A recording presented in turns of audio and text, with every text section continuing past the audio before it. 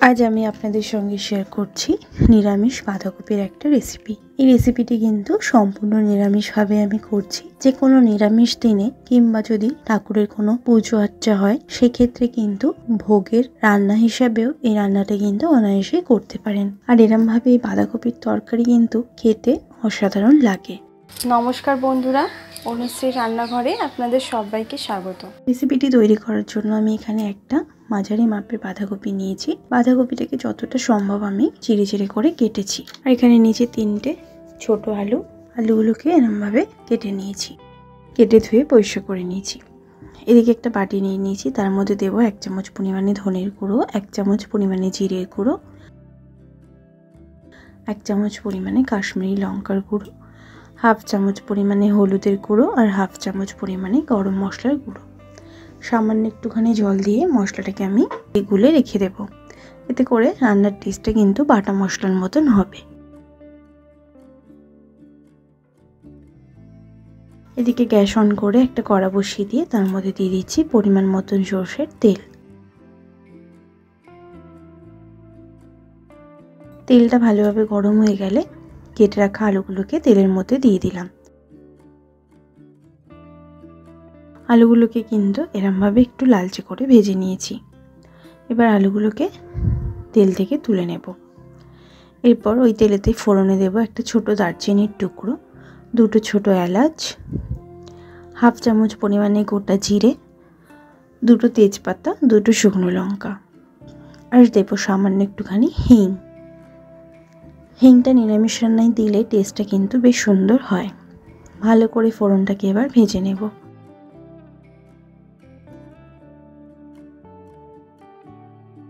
ফোড়নটা ভালোভাবে ভাজা হয়ে গেলে কেটে রাখা বাঁধাকপিটা আমি দিয়ে দিলাম। বাঁধাকপিটা দিয়ে আমি ঢাকা দিয়ে দেব 3 মিনিটের জন্য লো ফ্লেমে। 3 মিনিট পর ঢাকাটা সরিয়ে নিয়েছি। বাঁধাকপিটা কিন্তু আগের থেকে একটু নরম হয়ে গেছে। এবার ভালো করে নাড়াচাড়া করে মিশিয়ে নেব।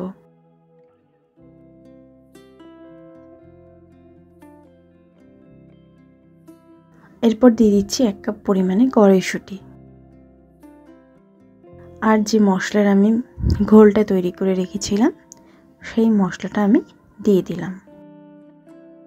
ভালো করে নাড়াচাড়া করে মিশিয়ে নেব। ফ্লেমটা কিন্তু মিডিয়াম ফ্লেমেই আছে।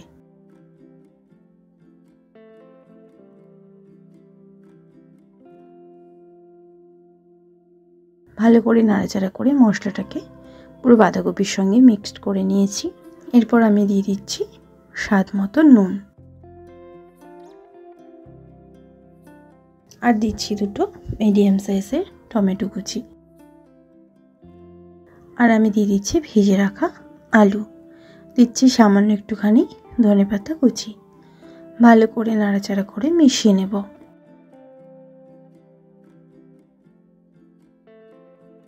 ভালো করে নাড়াচাড়া করে আমি সব উপকরণকে বাঁধাকপির সঙ্গে মিশিয়ে নিলাম। এরপর আমি 10 মিনিটের জন্য লো ফ্লেমে ঢাকা দিয়ে দেব। মাঝে ঢাকা সরিয়ে 2-3 বার আমি নেড়ে দেব। ঢাকাটা 10 মিনিট পর সরিয়ে নিয়েছি। দিয়ে দিচ্ছি 1 চামচ পরিমাণে জিরেকে একটুখানি ড্রাই রোস্ট করে আমি মিক্সিতে গুঁড়িয়ে নিয়েছিলাম, সেই জিরের গুঁড়োটা দিলাম। আর দিচ্ছি 1 চামচ পরিমাণে ঘি। এটা পুরোপুরি অপশনাল, তবে যেহেতু নিরামিষ রান্না একটু ঘি দিলে কিন্তু স্বাদটা দুর্দান্ত হয়। আর দিলাম সামান্য একটুখানি ধনেপাতা কুচি। ভালো করে নাড়াচাড়া করে মিশিয়ে নেব। দারুণ সুন্দর একটা গন্ধ বেরোতে শুরু করেছে। আর হ্যাঁ, আমি কিন্তু রান্নাটায় জল দিইনি। পুরো রান্নাটা কিন্তু বাঁধাকপি থেকে যে জল বেরিয়েছিল সেই জলেতেই কিন্তু পুরো রান্নাটা হয়ে গেছে। আর সব আলু, বাঁধাকপি, কড়াইশুঁটি কিন্তু খুব সুন্দরভাবে সুসিদ্ধ হয়ে গেছে। ভালো করে নাড়াচাড়া করে নিলাম। বাঁধাকপির তরকারিটা কিন্তু আমার সম্পূর্ণ রেডি। আমি এবার গ্যাসের ফ্লেম বন্ধ করে দেব আর এটা গরম গরম সার্ভ করে নেব। এরমভাবে এই বাঁধাকপির তরকারি কিন্তু গরম গরম লুচি, পরোটা, ভাত সবের সাথেই কিন্তু খেতে অসাধারণ লাগে। অবশ্যই আপনারা এই রেসিপিটি বাড়িতে ট্রাই করে দেখবেন, আশা করছি ভালো লাগবে। ভালো লাগলে লাইক শেয়ার করতে ভুলবেন না, কমেন্ট বক্সে কমেন্ট করে জানাতে ভুলবেন না রেসিপিটি কেমন লাগলো। ভালো থাকবেন, সুস্থ থাকবেন, ধন্যবাদ।